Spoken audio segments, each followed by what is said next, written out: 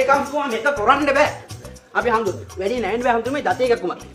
මෙන්න මේකයි කාරණාව හම්දුනේ. හම්දුරු දන්නවනේ අපේ බෞද්ධ සමිතියේ මේ පන්සලේ තියෙන සියලු ප්‍රශ්න හැමදේම බලා ගන්න පුළුවන් කියලා හම්දුරු දන්නවා. හැබැයි ප්‍රශ්නේ තියෙන්නේ කොටහක් මෙහෙන් කොක අදිනවා. කොටහක් මෙහෙන් කොක අදිනවා. අන්න ඒකනේ. අපි නිකන් හරියට අර යුද්ධෙට බය හැංගිලා ගුලිලා බුදියගත්තු මුචලින්ද කුමාරයාට වගේ ඉන්න සිද්ධ වෙලා තියෙනවා. මේ මහතුරු කවුද? ඒකනේ. මේ මහතුරු දෙන්න ගමට අලුතෙන් ආපු මහතුරු දෙන්නේ. මේ මහතුරු ගමේ දිගටම ඉන්න හින්දා මාසෙට දාන වේලක් බාර ගන්න ඇවිල්ලා තියෙනවා. ඒක හොඳයි. ටිකටම ගමේ ඉන්නවනේ ඉතින් බෞද්ධ සමිතියේ සමාජිකුණත් කරගන්න බැරිය. මේ වැඩි ගානකුත් නෑ රුපියල් 500යි. නේ දැන් බැදමු. 500 ගන්න. හරි. ලේකම් මහත්තයා. අපි ඒ ගැන පස්සේ කතා කරගමුකෝ. අපි මේ දැන් කතා කරගෙන හිටියෙත් පන්සලේ අඩුපාඩු ගැන තමයි. ඉතින් පන්සලේ එහෙම අඩුපාඩු මොකුත් නැහැ කියලා හාමුදුරු කිව්ව නේද? බෞද්ධ සමිතියෙන් මේ හැමදේම බලා ගන්නවා කියලා හාමුදුරු කිව්ව නේද? එතකොට අර ගන්ටාරේ ඇටේ දිගලා තියෙන එක ප්‍රශ්නයක් නෙමෙයිද? එතන යම්කිසි අඩුපාඩුවක් තියෙනවා තමයි. නමුත් අපි ඒකට විසඳුමක් යොදන්න ඉන්නේ. අපි ඔය ගාන්ටාරේ ගහන ලණුව කපනවා. එතකොට කාටවත් ගාන්ටාරේ ගහන්න බෑ. එතකොට ඔය කියන ඇටේ වැටෙන ප්‍රශ්නෙත් නෑ. ඕකනේ කියන්නේ. මෙතන අපි වැදගත් සාකච්ඡාවකින් හිටියේ. ඒ මොකුත් ගානක් නැතුව එකපාරට මැදට පැනලා බක්මුණික් ඔය කෑ ගන්න. මේ සභාපති මහත්තයයි මේ ලේකමයි නෝ පිටේ උන් දෙන්නෙක් ඉන්නවා. අපේ හාමුදුරුවෝ ඉන්නේ.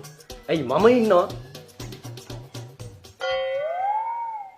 සභාපති මහත්තයෝ අපි මේක කලින් යොදාගත්ත බෝධි පූජාවක්නේ. ඔය ඇත්තෝ ගිහිලා බොමලුව ලෑස්ති කරන්න. මං එන්න. සුබ.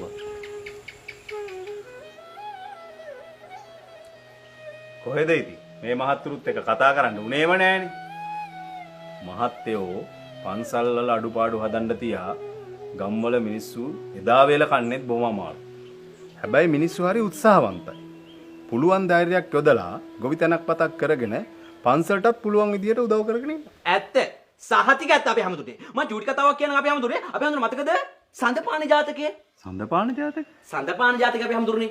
අර ගොන් කරත්ත 150ක් සාරා කාංචන මැද්දෙන් ටිපක් යනකොට අන්න යාලගේ වතුර ඉවර වෙනවා. ඊට පස්සේ කට්ටියම එකතු වෙලා සූසහයෙන් ළඟ තියෙන මානපදුරක් මෙහෙක් කරලා ඇදලා දානකොට අන්න විලක් මතු වෙනවා. එතකොට මේ විලෙන් වතුර බොන්න කියලා හිතාගෙන පාරිලේ ඊවනේ වඳුරු රංචුවක් එතනට ඇවිල්ලා try කරනකොට අන්න බොන්න බෑ. ඊට පස්සේ එයාලා කට්ටිය ඔක්කොම එකතු වෙලා බීම බට වගේක් බෙදාගෙන ඒකෙන් වතුර බොනවා. අන්න ඉවිවට පස්සේ කට්ටියට පාචනය හැදෙනවා. මේ උත්සාහවන්තකම ගැන ඊට වඩා මොනවද අපි හැමතුනේ උදාහරණ? සභාපතිතුමා ඇයි ඔය එහෙම? ඇයි? පරිත්‍යාගශීලීකම කියන්නේ මිනිස්සුෙකුට කලාතුරකින් පිහිටන ගුණාංගයක්. ඇත්ත. සහතික ඇත්ත අපි හැමතුනේ. මම චූටි කතාවක් කියන්නම්. ඔය පරිත්‍යාගශීලීත්වය ගැන කියන ජාතක කතාවක් තිබ්බා මට හරියට නම මතක නැහැ. කොහොම හරි ඒ කාලේ රජ කෙනෙක් හිටියා හැමදේම දන් දුන්නා. මිල මුදල් යාන වාහන බස් කාර් බෑන් වොච් ටැබ්ලට් හැමදේම දන් දුන්නා. අවසානයේ තමන්ගේ බිසවක් දන් දීලා බිසවගේ හිසක් දන් දුන්නා. ඊට පස්සේ අවසානට ඒ රජතුමා වෙන බිසවක් මේ සරණ පාවගත්තා. හැබැයි පරිත්‍යාගශීලීත්වය ගැන ඊට වඩා මොනවද අපි හැමතුනේ උදාහරණ? සභාපතිතුමා ඇයි ඔය එහෙම? තමයි චූටි කතාවක් ගැන අපි හැමතුනේ. අපි හැමතුනේ මතකද බුදුරජාණන් වහන්සේ අඟුලිමාල දමනය කරපු ආකාරය? හරි මම කියන්න. අඟුලිමාල ඇඟිලි 999ක් කපාගෙන ඉන්න වෙලාවේ අන්තිම ඇඟිල්ල විදිහට තමන්ගේ ඇඟිල්ල කපලා එල්ල ගන්න නැතුව මෙන්න යන වෙන එකෙක් හොයාගෙන ඇඟිල්ල කපා ගන්න. ඒක ආරංචි වෙච්ච ගමන් බුදුරජාණන් වහන්සේ එනවා අඟුලිමාල දමනය කරන්න බලාගෙන. ඊනකොට මෙන්න නාලාගිරිනව කසිප්පු පැකට් 35ක් බීලා බුදුහාමුදුරු ඉස්සරහට. බුදුරජාණන් වහන්සේ නාලාගිරිව දමනය කරේ සුටුස් ගන්න. නාලාගිරි බුදුරජාණන් වහන්සේ ගාව වැඳ වැටිලා සමාව ගත්තා. ඊට වඩා මොනවද අපි හාමුදුරනේ උදාහරණ? සභාපතිතුමා ඇයි ඔය එහෙම? ඇයි? මටනේ මහත්තයෝ. කර කියා ගන්න දෙයක් නැති වුනහම අහිංසක මිනිස්සුත් හොරු වෙනවා. ඇත්ත. සහතික ඇත්ත. හාමුදුරනේ මම චූටි කතාවක් කියන්න. ඔය උතුම් කන්දේ පොඩි විදිය වගේ මිනිස්සුත් හොරකමට පිළිමුනේ ඔය වගේ හේතු නිසා අපි හාමුදුරනේ. එහෙම හොරකම් කරලා ඒ දේවල් අහිංසක මිනිස්සුන්ට බෙදලා දුන්නා අපි හාමුදුරනේ.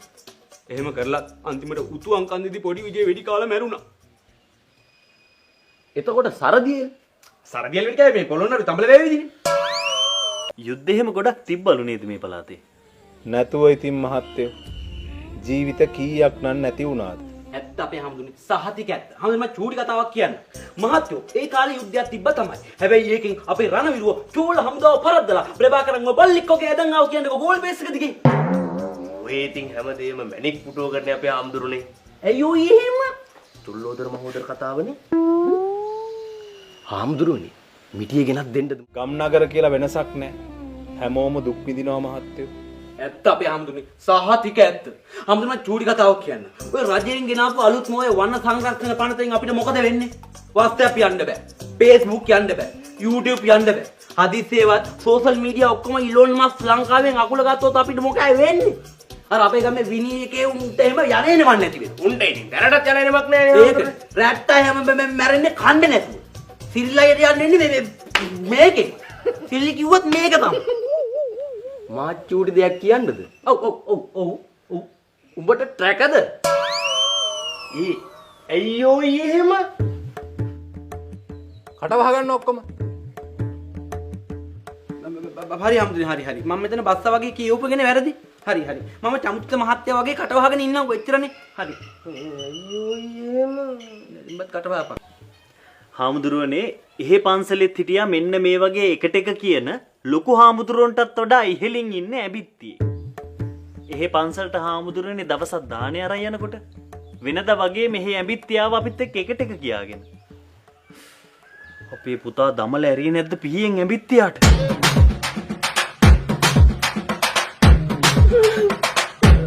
අපේ හාමුදුරුවනේ මෙයාට සෙනික කෝපේ. මේ දැනුත් මේ බෑග් එකේ පිහියක් දාගෙන ඉන්නේ.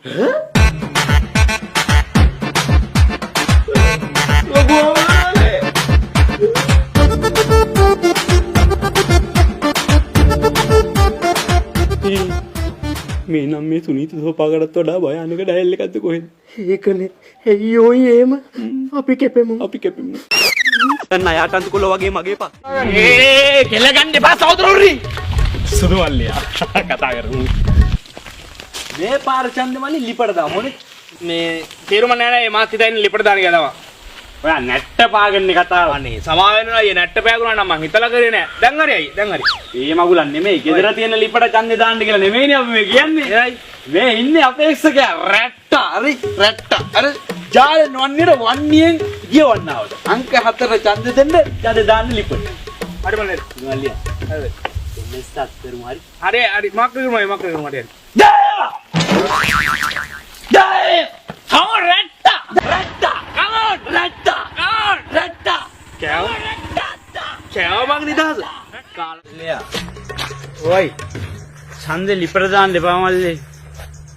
එහෙනම් ඡන්දේ දාන ලිඳට. අනේ පොඩ්ඩක් අයියේ. මේ මට දැන් හරියටම කියහන් අයියේ දැන් මොකද දාන්න ඕන කියලා. ඔයා ඕකනේ කියන්නේ අපිට මගදී හම්බුනේ හොඳට කනබුණු මිනිහා අපිට සැලකුවා හොඳට. නෑ ඒක පේනවා අයියේ. හොඳට කන්න මුණ තියලා දිනවා. මෙන් ඉන්නවා චරිතේ කපිල උණ්ඩු පුච්චා තාරුන් රෙස්පෙක්ට් අංකාට දාන්න ලිඳට. හරි මක් කරමු හරි. පරිස්සමෙන් හරි මක් කරමු. මේ ආණ්ඩ ඔයි වෙනසක් කරමු ඈ. අනේ හරි. රෙස්පෙක්ට් අප්පෝ අයියේ ලිඳ කොට දාමු ඈ. එලගිරි පළයන් මල්ලි. එකෙන් නෝයි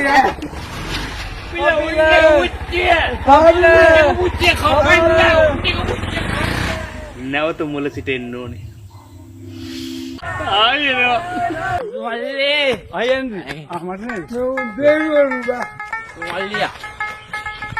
හොයි. මේ පාර ඡන්දේ ලිපට දාන්නෙත් නෑ ලිඳට දාන්නෙත් නෑ. එහෙනම් අයි ඔයා දාන්නේ වැවට. ඈ වැවට දාන්නේ. හරි. නියම චරිතයක් හමුණා පල්ලෙයා. අනේ මං ඔයා කියන තුරටම දාලා නම් කොයි. ඈ හොඳට කන බොන මිනිහා. හරි. මේ ගන්න. කවුද මේ පාර? මිනිහා. පොල් කරු අපේ කොයිද වන්නේ සැප. අනේ ඒ කඩ යනකොට එක්කුඩ ඵලයන් කොයි. අය උර්ද දේශපාලන දිද අංක 4 දාපම් මල්ලි ඡන්දේ වැවට. හරි මක් කරමු. මොනව කරන්නද මල්ලි ඔයා මෙයාපන්. හරි. ඕයි. වෙනසක් කරමු ඈ. හරි මං යාර දාන්නම් අයියා. පිට කතා කරන මේ මිනිහෝ. හරි. මං දන්නවා. කොහෙද දාන්නේ? වැවට දාන්නේ වැවට. හරි. මලින් කොට දාලා හරියන්නේ.